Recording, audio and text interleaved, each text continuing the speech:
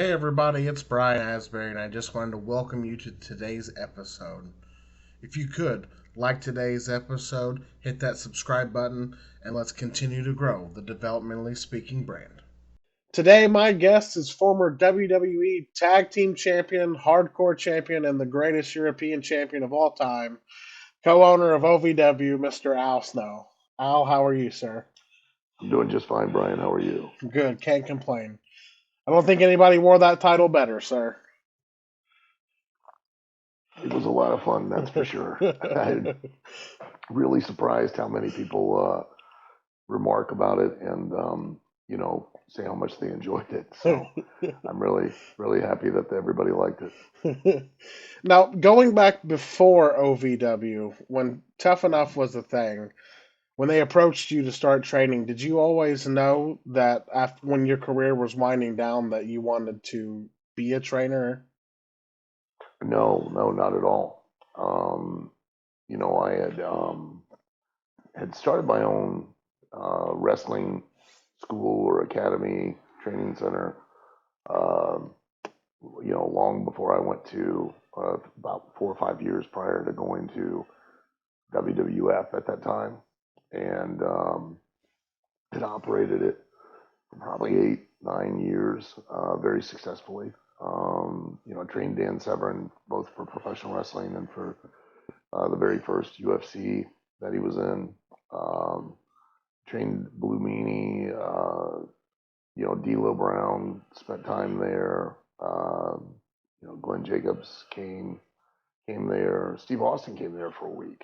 Um, so had a history of teaching and training, and then I think that was why Jr. Had spoke to Kevin Dunn, and they came and approached me about the opportunity with Tough Enough. Now, once that you began training and doing these seasons of Tough Enough, did you want to do this more? Again, it was never, Yeah. I enjoy it. I enjoyed it at the time, but it was never a definitive um, like goal Hmm. or direction. Um, it wasn't until I started getting a little older that it kind of came to the realization that the one definitive legacy that I would leave behind in the wrestling business would be all the people that I've trained Hmm. and helped achieve success in it. So, and I'm very proud of that. There are quite a lot of people. Sometimes even I don't realize it until I start, going over the list and of just how many young men and women I've been a part of and helped with their careers. So, and I don't want to say it like that in like, you know, I'm sure somebody be, sitting out there would be like, "Oh man, he seems really full of himself." I'm not don't mean it in that manner. I've been very lucky and very blessed to have had this chance and have this opportunity to, watch these people develop and grow as both performers and as people. Now, when did they first send you to OVW? Because you did some training down there before they left, didn't you? Yeah, I'm not really good with time. I know it was early 2000s, very early 2000s, uh, that they had, Laura Nyes came to me and offered me a position, heading up the developmental program either in Atlanta. They were just starting to open up in Atlanta or in here in OVW in Louisville, and I chose Louisville because of the proximity to my kids. It's only a couple hours away in Ohio, and so I came down and started operating the developmental program for WWE, and then just kind of fate, I guess. After Cornette was released from his association with WWE and OVW, and um, they had brought in Paul Heyman, and then Paul was brought back up for the main roster, and then and I was always here, still, doing the training on a day-to-day basis, but just kind of developed to where I ended up becoming the writer and the, booker and whatever else you want to call it, in regards to producing and directing the television show. And I did that until the very end, when OVW, WWE separated with OVW. And then when I became an executive in Impact, uh, Bruce Pritchard and I worked together and created the developmental program for TNA Impact Wrestling. And I kind of became, again, ipso facto, the guy that wrote, directed, produced the television. And then when that relationship ended, I once I bought the company, then it kind of fell back on me and started doing it again. So your whole run with OVW, you've always been Kermit the Frog. yeah, I've always been Kermit the Frog. Yeah, yeah, where I'm always in the backstage, running around. Yeah. So what led to you buying OVW? Uh, Man, I wish I could figure that out. Make sure I didn't do it again. At the time, I was kind of, I had lived away from Louisville. My wife and I had just moved back, and uh, I was pretty involved on the independent circuit, I guess you could say.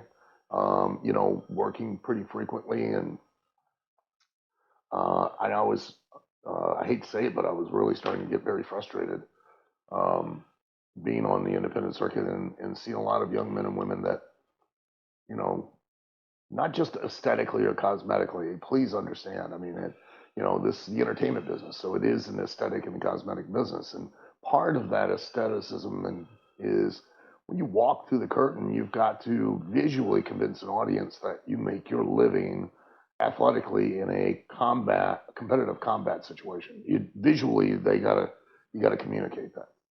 And, so that aside, there were a lot of people that were now calling themselves professional wrestlers that, they did not look professional in any way or manner. But what was really disturbing was that they weren't in, quite honestly, any kind of athletic condition or shape to where it was really, quite honestly, was disrespectful to both themselves and to their opponents, because contrary to popular belief, every time an athlete steps out there in that ring, there is a percentage of a chance that they could have a life-altering or life-ending injury. Mm-hmm. So that risk now goes up exponentially because you've got people that are just not in proper physical condition and they're putting themselves and the other person at risk. Not aside from the fact that just their performance and in general is just not, it's not up to any kind of standards, and that was what was really bothering me. There were no standards. So I'd heard about a young man who was in Oklahoma, and he had been on a show, poorly trained or very little, and took like a sidewalk slam or a spine buster. I don't know. Hit his head. He suffered brain swelling and was in a coma to the point where they had to pull the plug, and the poor kid died.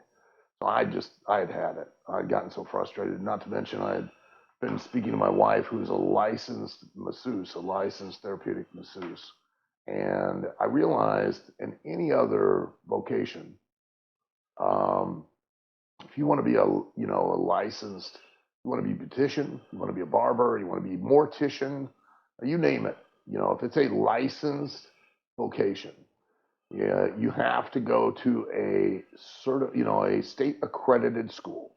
You have to be taught by a state certified and accredited teacher. You have to complete a certain amount of required hours of education and then a certain number of hours of residency, hands-on supervised experience, um, before you can even take a test to get a license.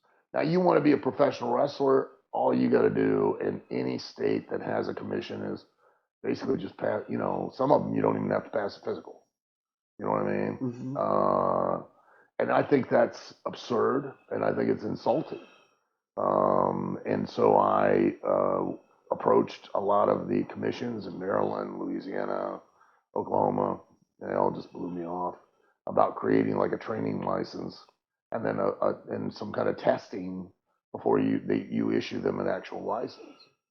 And I was so driven, I went in person to the board of directors for the Kentucky Boxing Wrestling Commission. That was where I met my original partner, Chad Miller, who's a very driven as far as athletics and bettering the opportunities and the status situations for athletes. That was why he had agreed to be a executive director for the Boxing Wrestling Commission. And I'd been hanging out in OVW, just kind of helping here and there. And Danny jokingly said, "Would you be interested in buying a wrestling company?" And I'm like, "No." And then one thing led to another, and Chad got involved, and my original, and we had a secondary partner, Joe Reeves, and then I ended up buying the company, and it just went from there. So that was in June of 2018. It's been a hell of a ride, that's for sure. From where OVW was till before the docu series came out, was it a struggle to say the least to keep it going to get? Well, it's always been. It's absolutely, yeah. It's always been, on every level. It's a struggle. Yeah, I'm doing something here that everyone says can't be done anymore. You just ask any expert, and they'll tell you it can't be done. And then I'm also doing something here that no one's teaching anymore. I'm teaching the art of how to work a professional wrestling match, not wrestle a professional wrestling match. And those two things are dramatically different. And the majority, well, everybody in professional wrestling now go out and wrestle a professional wrestling match. They don't work a professional wrestling match. And there's a world of difference. And all of those people will swear up and down and tell you that, oh, the business has changed, it's different. Al, is old school. And, I always say the same thing, and that is that I'm not saying that it hasn't changed. It has. And I'm not saying that it hasn't evolved, it hasn't developed, hasn't grown. It absolutely 100% has. But to say that it is now something like an audience is now paying for something totally different is just BS. There is only one singular thing that is fake about professional wrestling, and that's just the outcome. That's it. Everything physically in that ring is real. The characters that you see, if they really are truly a character that is a star, the reason they're a star is because it's who that person really is, just with the volume turned way up. That's why it works, because you can believe in who they are. So when people tell me all the time, oh, the wrestling's changed, you don't get it anymore, I'm like, well, when did you come up with something new that's fake? Because the last time I checked, in 1905, promoters were selling who the wrestlers were and why they were in the ring. And then 2024, I'm only selling who these wrestlers are and why they're in the ring. That's it. And I know that for a fact, just like with magic, that everybody knows that they're not really defying the laws of physics or gravity or altering reality, but an audience wants to believe when they buy a ticket. I know an audience is only wanting to believe in those two things, who and why. Not what, who and why. And I'm being told by everybody that it's all about the what. And listen, I appreciate the athleticism probably more than anybody. But athleticism alone does not sell tickets. Athleticism alone doesn't sell tickets anywhere. It doesn't sell tickets in boxing. It doesn't sell tickets in MMA. It doesn't sell tickets at football, baseball, basketball, hockey. They always identify either it's team versus team or it's a player versus player, and it's all about that person and what's at stake. You know, that's it. And but I'm ostracized and demonized by saying those very things because a lot of people have lost touch with that within the wrestling business and don't want to hear that. Well, maybe they're wrong. That maybe it hasn't changed. Maybe they haven't reinvented the wheel. So, you're wrong. Everybody else is for right. Me, as far as for me, as far as the struggle is concerned, there's the struggle that we've had to deal with as far as outdated equipment and things that break, and everything here has been held together with baling wire and duct tape. Keeping overhead low on a certain level, and still and acquiring talent that look the part, that have the basics to be able to build them into a star.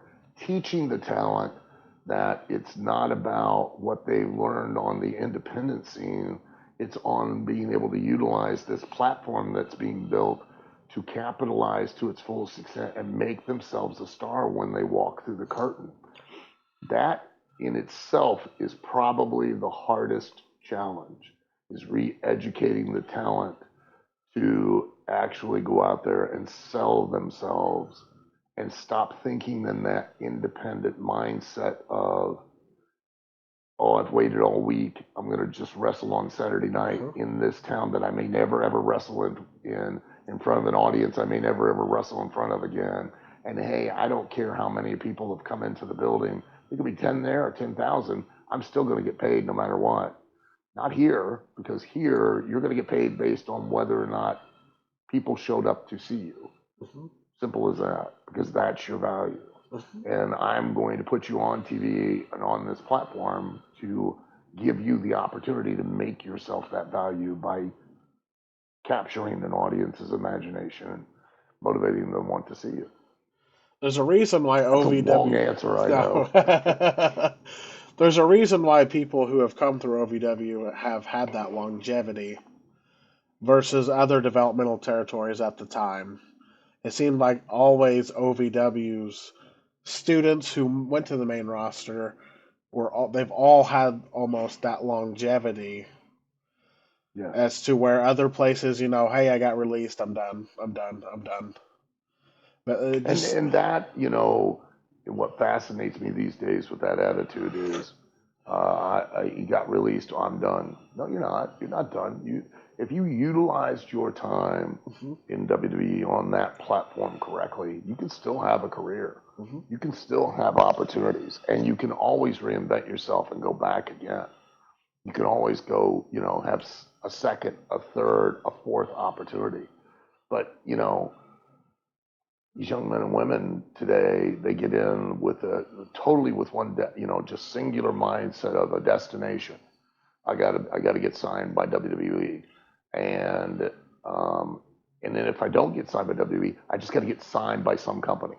Don't care what it is. Don't care what size it is. Don't even care how much money I make at first. All I want to do is be able to walk around and say, I've been signed, and that now I have a a kind of a status symbol that, ooh, well, I'm signed and you're not, type of thing.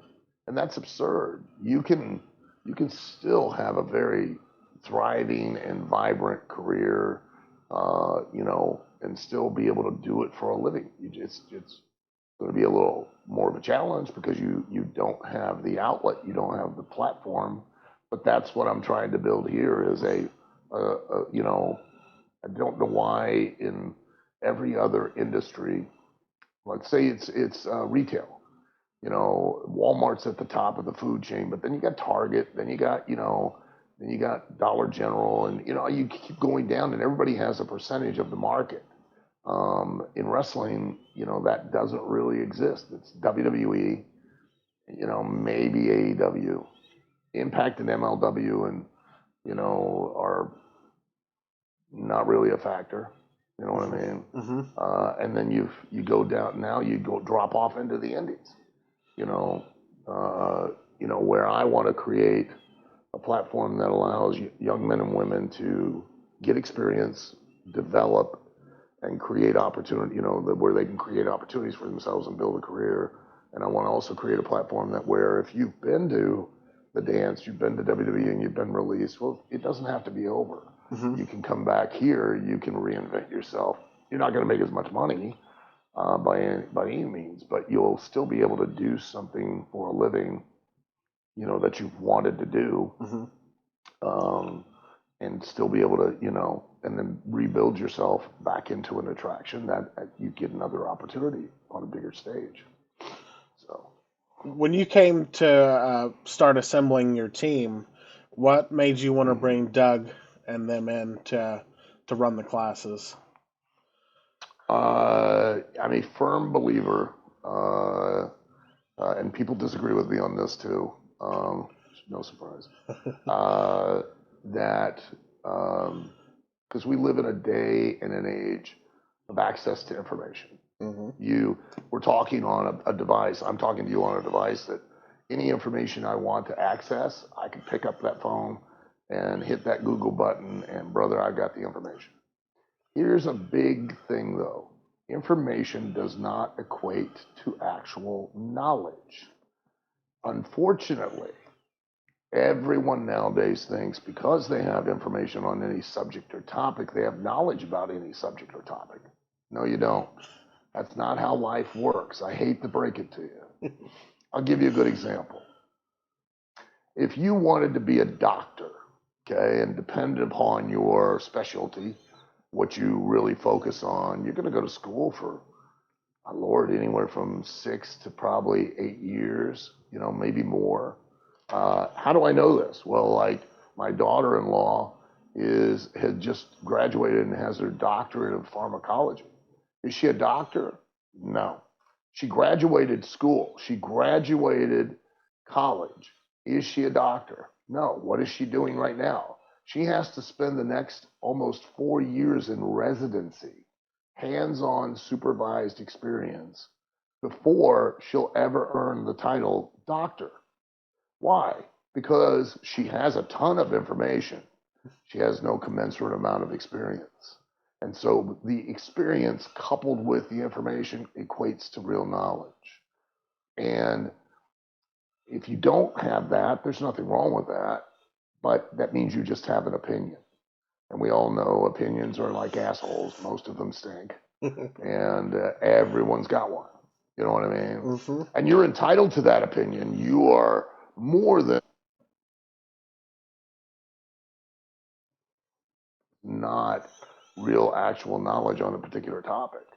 But we've now allowed that, an opinion is now the basis that everybody can assume that they have conjugated it with little or no information, Mm-hmm. or even a ton of information. But it's quite different, to actually have real, actual working knowledge of a particular topic. So saying that, that was why Doug Basham was, somebody I really wanted to have as far as part of the training academy and actually training the talent. Doug has been to the dance. Doug has years of experience on many different levels. He has been in WWE, and that right there means he has real knowledge that he can pass on to the talent. Mm-hmm. I tell when people come up and they ask for advice and they're like, hey, what particular wrestling school should I go to? And if you don't want to go to the OVW Academy, that's fine. But I encourage anyone out there that is thinking about wanting to pursue a career in professional wrestling, go somewhere that fit your goals. If you want to be in WWE, go and be trained by someone who has been in WWE. Because if not, if you're being trained by somebody who's just been on the independent circuit or whatever, has never really had that experience, what are they going to teach you? Mm-hmm. If you want to go overseas, go find someone who has that experience of being overseas, knows what the ins and outs are, and then can teach you. It's no different than if I were, you decided, hey, I want to Al, I want to go to college and I want to be an accountant. Well, great, Brian. Good luck. You go in, you talk to the admissions director, and they start laying out the program to you. And you go, okay, who's my professor? Oh, well, they top of the class. When they were here, and they were the top of the class. Okay, who have they worked for? What kind of career have they had? Well, they've never left the school. They've never worked out in the business world. They've always been here, but they were top of the class and they're really a great professor. No, they're not. What is that professor of accounting going to teach you? Mm-hmm. Nothing. They're going to give you a lot of information, and believe me, you could access all that information on your own.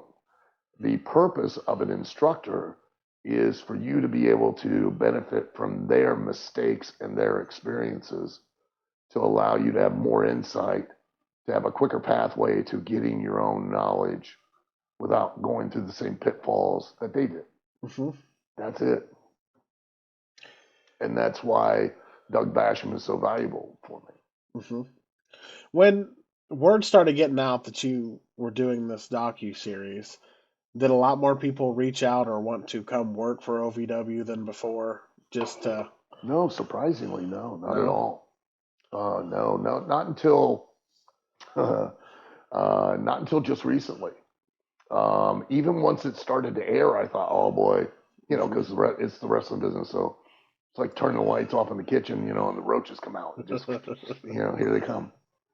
But it really was. There was not a huge influx until a couple months ago, because of the docu series. An investment group uh, got interested and then came on board as additional partners. We had a big influx of capital, and then there was some kind of crazy rumor going around that a Saudi prince was now involved in OVW, and then people smelt money, and it was like, oh boy, here we go. Let's start reaching out. Oh, I know. Where before we've been basically the redheaded stepchild of professional wrestling. Nobody could give us the time of day. And still, right now, a lot of the bigger, newsletters, the wrestling journalists, they still don't. Literally, I could go, Brian. I'm not kidding. On Thursday, live television, I could stand in the ring and football punt a baby out into the crowd, and they would not say a word about it. I remember when WWE parted ways with OVW, like the headline was, "Oh, the mighty have fallen." Like people, like those journalists are just assholes, Oh and they've been like that consistently, as you know. but I mean, look, I don't begrudge any of them their success. I mean, congratulations and good for you. But I also realize they're fans, and that's God bless them. Thank God they are. They're just very well informed fans.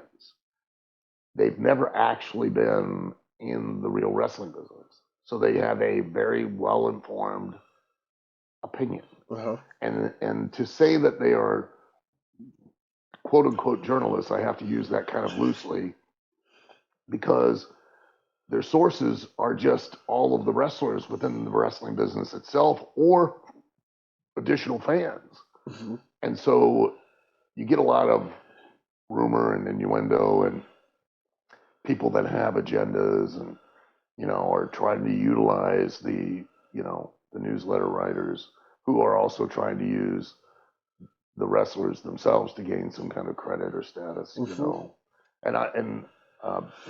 always keep in mind that, these wrestling newsletter writers are critics, which is fine. That is, that is not again, they're entitled to their opinion, and Mm-hmm. there's nothing wrong with being able to critique a topic, but realize no matter what that critic is of what particular topic, whether it's a critic of movies or television or sports, at the end of the day, they are not in the business of writing about or expounding an opinion and a critique in a public forum to elevate or devalue any performer, athlete. Uh, they're not in that. They're in it to elevate themselves and tell everyone else how much they know about something never actually really done. Mm-hmm. You mentioned You you had know, an influx of capital, and then the report was Mickey James came on board and Mick Foley's coming in. How was all well, that working out? Mick and I had spoken a long time before, Uh-huh. and he had entertained the idea of coming in to help, and coming in and just lending a hand, and because he had moved to Nashville and he just couldn't seem to, he never had the time, and then he literally watched the documentary and was so motivated by the documentary that he contacted me and had a good 6 week period that he thought he could be available, and wanted to see if we could do something. And I was more than happy to have him come aboard, and be a part of things. And Mickey, my partner, who came in with the investment group, Ed Pierre, he had reached out to her, and she was very motivated because she started basically here in OVW, and build her career from here on. And so she lives in Nashville as well, so it's just a drive up. And you know her being here, I think, for the talent is going to be a big boon. Same with Mick, where they'll be able to. They're not going to say anything different than what I say. Uh-huh. It just sometimes it sounds better, or comes, they're the cool uncle or the cool aunt that they now listen to, as opposed to, Al tells us all that stuff all the time, and they never listen to me. So, you know, It seems like it's all up for OVW now. Everything's going positive.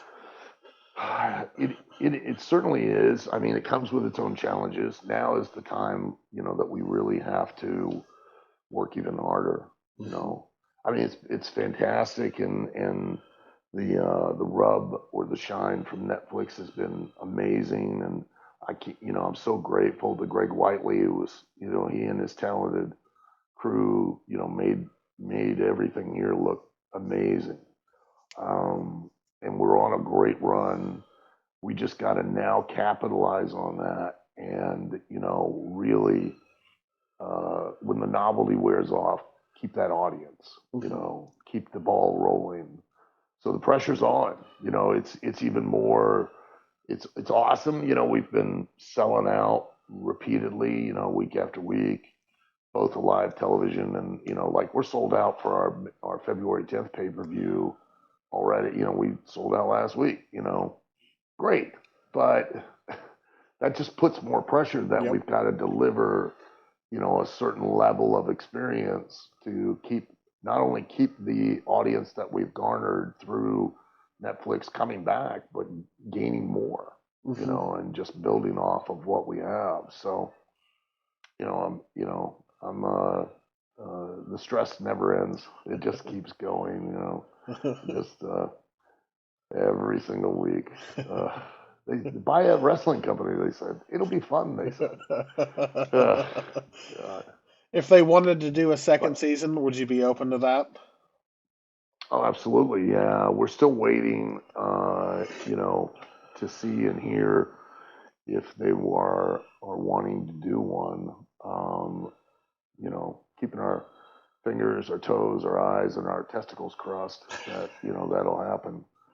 Um, even if they, it would be amazing if they did. If they didn't, it's been such a blessing Mm-hmm. to have it happen. Even in the first place, it was a million and one once in Mm-hmm. a lifetime chance that it would even occur. Mm-hmm. And it did. And again, I'm so grateful that it occurred. I'm so grateful for everybody here, that are a part of OVW, and I'm hoping that we can, again, like, we can utilize this to Mm-hmm. really build in the direction that I've always aspired, and had a vision for it to be. And that's, I had done the same thing when I came down, initially with WWE, when it was a developmental program. And that was, at that time when I came down, they were only doing a handful of live events a month, and, TV was what it was. And we built it up over a period of time to where that last year of association with WWE, we had ran 185 live events. 50 of those were, TV, but 134 of those were out and going around the state and going to different, going to towns and, with an average attendance of about 400 people. And the only reason I know that is because, John Laurinaitis asked for a report of our activities over the year, and I had to sit down and actually write out all of that. And so it was quite a bit of an accomplishment. So my goal is for us to, build it back up again to where we can, operate in the same manner. 400 or 500 people doesn't sound like a whole lot, but when you're a young wrestler and having a venue or a platform that not only you're going to get experience on live television every week prior to ever getting an opportunity, the last thing you want to do is walk out on Raw or SmackDown and that's your first ever live television experience, and we can give that here. And then, being able to run multiple live events every single week will give young talent, the real experience of learning how to develop and hone who they are and why they do it to where they can properly become an attraction that for WWE or AEW or any other major company will now, will keep the business alive. They're not going to get rich here, but they can, if I'm able to generate that many live events in a year again, well, then they certainly could do this for a living and nothing else. They could live fairly well. So, are you accepting? That's the hope. Are you accepting new students now? Yeah, we are. We just have a new class that started at the academy. And I'm accepting, experienced wrestlers as well. They contact me and I'm more than willing to give everyone and anyone an opportunity, to come in, work, in a dark match or, in a match on TV. It just makes it a little more of a challenge these days because, you've got this mindset now that breeds the infamous "I've got a rate" thing. The belief that now, well, I'm going to wrestle for you, I deserve to get paid, and it's like, I hate to break it to you, it's not just wrestling. It's entertainment in general, acting, comedy, music. You get paid based off of how many people show up to see you. That's how you generate it. It's not just because you showed up like at Walmart and you perform a task and you agree to a certain pay per hour. If I put your name on a poster, just how many people are going to show up to see you? And there are a large contingents of people within the wrestling business that if I put their name on I could put their name on a wanted poster and they wouldn't even draw a bounty. So, but with exposure on television with the proper, direction and production, then they could become a draw. So, and I get it. Listen, I've been a wrestler longer than most of these people have been alive. And when I first started, I was plus one other match or additional all-stars or other exciting bouts. So my name wasn't even on the poster. So I just took whatever I could get. And I always, I would drive to a town. I didn't know if I was getting paid or if I was, at all, or I didn't know how much and sometimes I was literally pushing the car in to the town because I didn't have any gas. I was hoping, my God, I hope there's an audience tonight so I can at least make some gas money. And that was back when gas was under $1. So What advice would you you could fill give? up your car for $20 and drive all week. Oh, it was awesome. What advice would you give to somebody getting into professional wrestling? uh, I always give everyone the same two pieces of advice. First and foremost, if you really genuinely want to do something, I swear to you, you can do it. You can anything. You can do it. You really can. You know, the old saying: if you want something bad enough, you'll find a way. If you don't, you'll find an excuse. Simple as that. You know, um, and and then if you want to live a life that others don't live, you've got to be willing to do things that others don't do. Mm-hmm. Very simple. Invest everything in, whether it's wrestling or any form of, you know, sports. It's all entertainment, is what it is. Okay. So if you want to live that life, everything that's done with you, everything that's done with you is an investment of time, money, and effort. Period. And they want that investment. They want a return on that investment plus a profit. Mm-hmm. The only way that they're ever going to get that is if you're willing to invest time, money, and effort into yourself. There is no one. I don't care how naturally talented you are. I don't know. I don't care how naturally attractive you are. I don't care how big you are. I don't care how muscular you are. You cannot just get up off the couch and walk into any venue in life and be successful where that person who brought you in is going to get back a return on their time, money, investment without you doing the same. Mm-hmm. And doing more of it and being aware that, because you hear a lot of people, oh, I hate my job. No, you don't. Yeah, I do. I hate my job. I had this conversation with a young guy here. He was complaining. He was like, I hate my job. I wish I didn't have to do it. I go, then quit. You're not a tree. At any point in time, you can just pick up and leave. Well, I can't quit. Why not? You said you hate it. Well, I hate my job. And I go, no, you don't. You love it. He goes, you can't say that. I go, sure I can. I said, here's why. Because this is the difference between wrestling and any other type of job like that compared to if you are actually an employee, you've made an agreement that I'm going to do this task and you're going to pay me this much per hour and I'm going to work and you're going to utilize me for whatever number of hours on a particular day. Mm-hmm. Okay. Here's the upside to that. One, it gives you a false sense of security because you genuinely believe, well, I've got a regular job, so yeah, I'm always going to have it. No, you don't. You know how many times people come walking in the next day and they're like, "Wow, you got to go. We fired you, or we lay off, or we're downsizing." Or second is, here's the biggest upside though.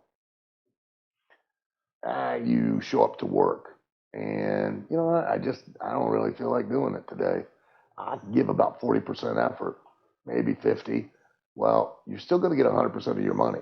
Mm-hmm. Whether you put 40% effort in or 50% or you put 100% in, you're still going to get 100% of your money.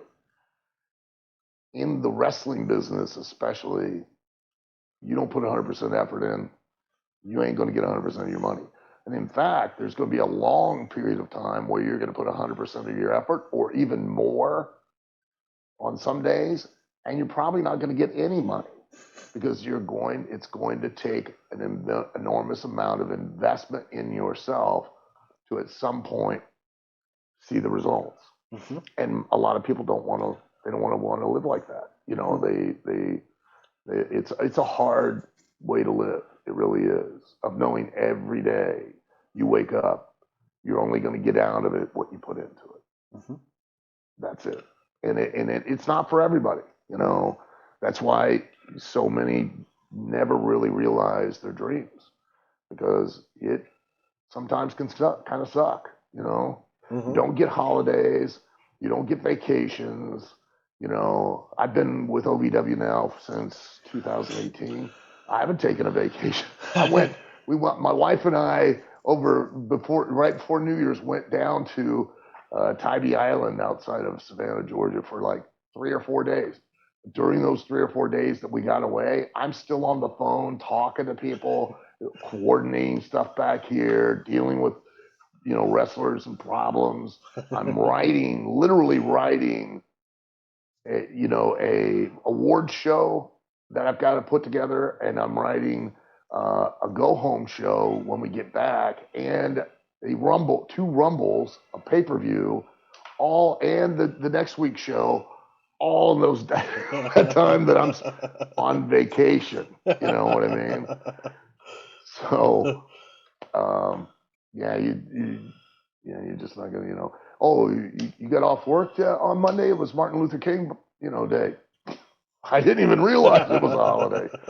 It was just another day for me. Oh, it's Monday tomorrow. I hate that. I got to go back to work. I haven't stopped. For Sunday and Saturday and Friday, it's just another day, man. Where can people reach out to you at?